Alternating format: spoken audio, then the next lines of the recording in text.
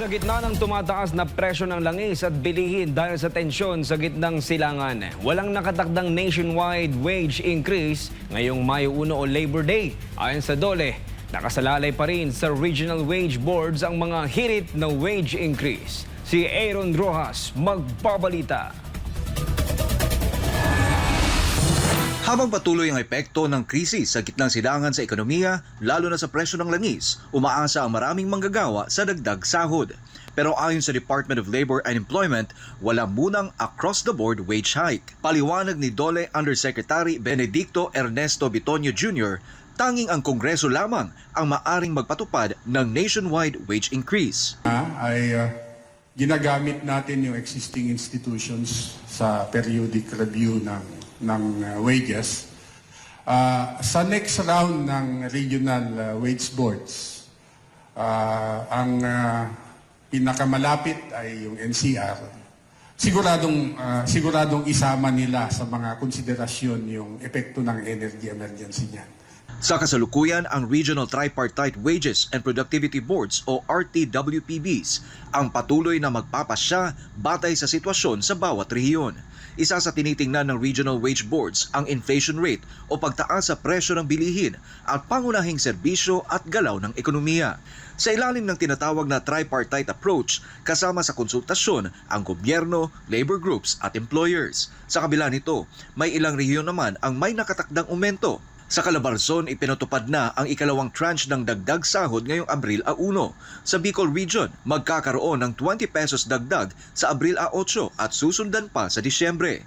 May nakaabang ding adjustment sa Central Luzon, Caraga, Northern Mindanao, Western Visayas at Eastern Visayas sa mga susunod na buwan. Samantala, magsisimula pa lamang ang public consultation sa NCR sa kalagitnaan ng Mayo. Pero sa gitna ng krisis, nananawagan ang Trade Union Congress of the Philippines ng 200 pisong dagdag sahod dahil sa tumataas na gastos dulot ng tensyon sa Middle East. Gayunman, ayon sa DOLE, ang mga petisyon kahit kung may krisis ay dadaan pa rin sa regular na proseso ng wage boards. Ayon sa report sa amin, merong nag-file ng petition for a wage increase, ₱100 yata ang hinihingi na wage increase at ang rason itong energy emergency. At ito ay action ng Region 7. Titignan nila kung anong merito ng petition na final. So, i-decide po yan ng Regional Tripartite Wage Board. Sa halip na agarang aumento, nakatuon muna ang DOLE sa livelihood at emergency employment programs, kabilang dito ang tupad at livelihood assistance para sa mga apektadong manggagawa, lalo na sa transport sector na direktang tinatamaan ng taas presyo ng langis.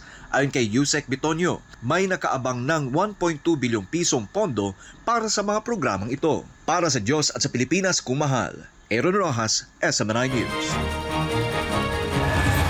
May rekomendasyon ng isang komite sa Senado sa gitna ng patuloy na tumataas na presyo ng langis dahil sa krisis sa Middle East.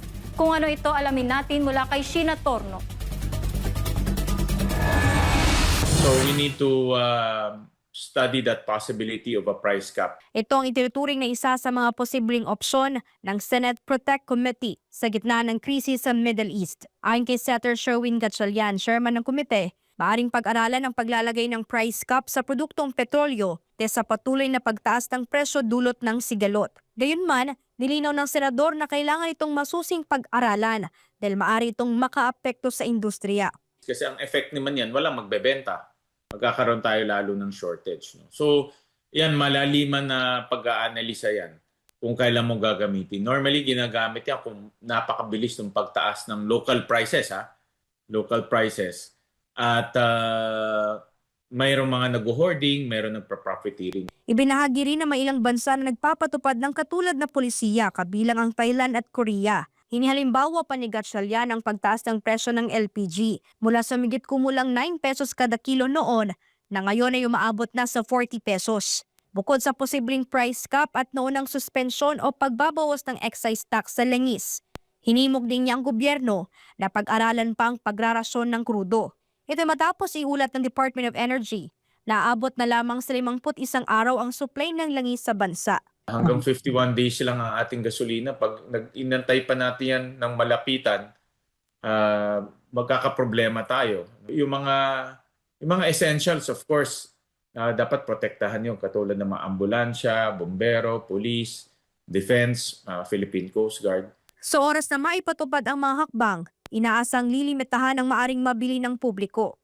Gayunman, kabilang sa rekomendasyon ng komite ang pagbuo ng National Contingency Plan. Isinusulong din ang mas pinalakas na government-to-government negotiations upang matulungan ang mga oil industry player sa pagbili ng petrolyo. Para sa Diyos at sa Pilipinas kung mahal. Ito si Sheena Torno, SMNI News. Magbibigay ang pamahalaan ng karagdagang 1.2 bilyong pisong tulong para sa mga transport worker.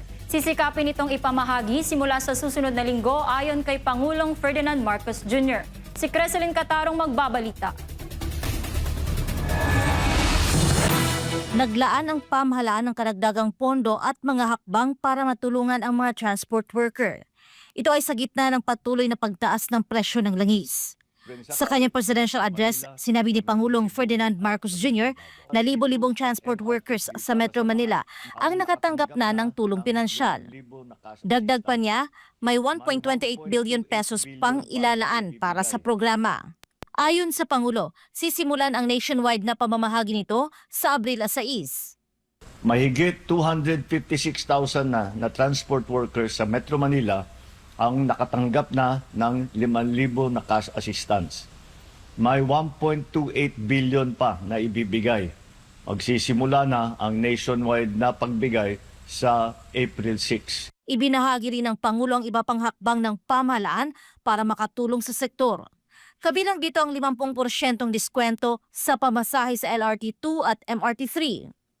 Mahigit 12 milyong pasahero na ang nakinabang sa nasabing diskwento.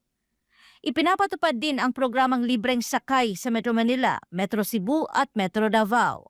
May pansamantalang diskwento rin sa toll para sa mga jeepney, bus at freight food transport sa NLEX, SLEX at STAR. Inanunsyo rin ng Pangulo na simula Abril 15, piso na lamang ang RoRo terminal fee para sa mga sasakyang may dalang agricultural products. Para sa Diyos at sa Pilipinas kung mahal, ito si Creselyn Catarong, SMNI News. Bahagyang tumaas sa 18.16 trillion pesos ang kabuuang utang ng Pilipinas nitong Pebrero ayon sa Bureau of Treasury. Nadagdagan ito ng 25.74 billion pesos kumpara noong Enero. Gayunman, iginiit ng pamahalaan na nananatiling matatag at maayos ang pamamahala sa utang sa kabila ng pabago-bagong global financial conditions. Pangunahing dahilan ng pagtaas ay ang pagprioridad ng gobyerno sa domestic financing upang maiwasan ang panganib mula sa pagbabago sa foreign exchange. Sa kabuuan, 12.48 trillion pesos ang domestic debt habang 5.68 trillion pesos naman ang external debt ng bansa.